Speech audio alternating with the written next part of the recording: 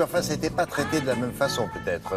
Mais on peut même dire que historiquement, la grippe était considérée comme une maladie bénigne. Ouais. Alors étrangement, ils ont juste oublié que la grippe a tué des millions de personnes, entre autres avec la grippe espagnole en 1918.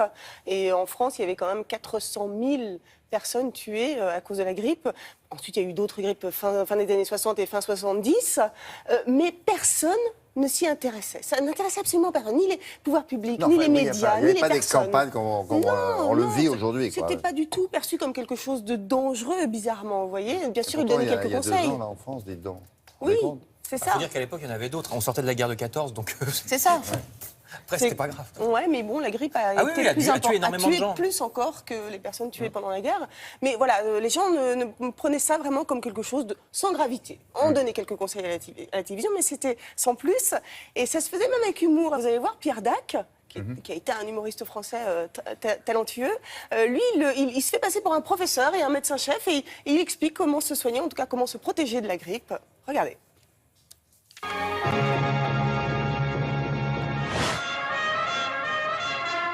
Une vague de grippe déferle sur le pays. Vague ou raz-de-marée? Car le souvenir des épidémies antérieures disparaît dans ce concert général de toux et d'éternuements. Les malades ne se comptent plus. On assiste dans tous les domaines à une sorte de disparition progressive de ce que la faculté nomme l'ingrippatus homo. Allô, maman? Maman, c'est toi? C'est moi. Ben non, justement, c'est pour ça que je t'appelle, ça va pas très bien. Ben, je sais pas exactement. Tu sais, j'ai les tempes serrées, battement de tambour dans le crâne. De très fortes courbatures, des maux de tête. Je me sens vraiment pas bien. Pas bien du tout. de la fièvre? Je crois. Combien? Oh, 38,5, je crois. Je présume 38,5. Oh, oui. Ça, à vue d'œil. Oh oui, je me sens bien à 38,5. Demandez au pharmacien ce qu'il faut faire parce que... La grippe, vous savez tous ce que c'est. Mais connaissez-vous l'origine de ce mot? La grippe, grippe asiatique, grippe espagnole, grippette, la grippine. La grippe ne s'attrape pas. C'est une expression impropre. Vous laissant croire, tout au contraire, que vous êtes irrésistible, c'est elle qui vous attrape. Et elle vise droit au but et droit au lit. Cet après-midi, au cours de la répétition, Pétula nous est arrivée avec 39 de fièvre. Une grippe qu'elle a ramenée des États-Unis. Comment les appelle-t-on là-bas, les grippes? Là-bas, flou. Elle n'est pas floue, elle est solide, celle-là. Tu as un remède. Bon, comment tu dis? Trachité... Tamponné. Oui, attends une seconde, je vais noter ça. Absorber le plus possible de vitamine A. Ah, je vous signale que la carotte contient énormément de vitamine A. Il y a donc lieu de prendre beaucoup de carottes. Oui. De quelle forme? En lavage intestinaux. Oui. Et ça guérit? Non, mais ça occupe. Et pendant ce temps-là, on pense à autre chose. Ève!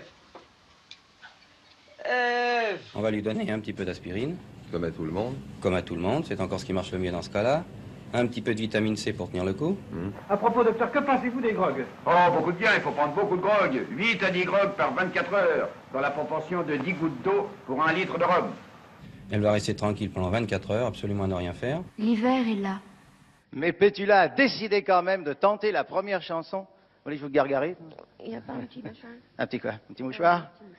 J'en ai un grand. Je m'excuse. Celui-là, je vais le garder, ce mouchoir-là. Alors, je vais vous le dire que là, je vais le mettre sous une cloche et jamais je ne m'en séparerai plus. Voilà, la grippe de Pétula Clark, mon meilleur souvenir de la soirée. Oh, écoute, ne m'oblige pas à crier comme ça. Ève!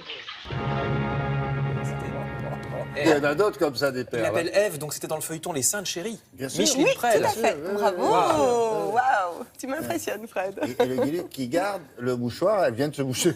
Je vais le garder précieusement, Et il ce le garde. cloche. Elle le garde, Content il de le le met dans sa garder. poche. Incroyable comment traiter les choses à cette époque-là. Merci. Marie, vous avez autre chose à ajouter?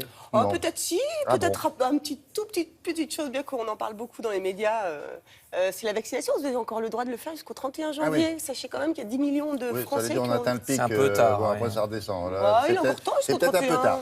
Bon, Allez. merci Marie. Allez.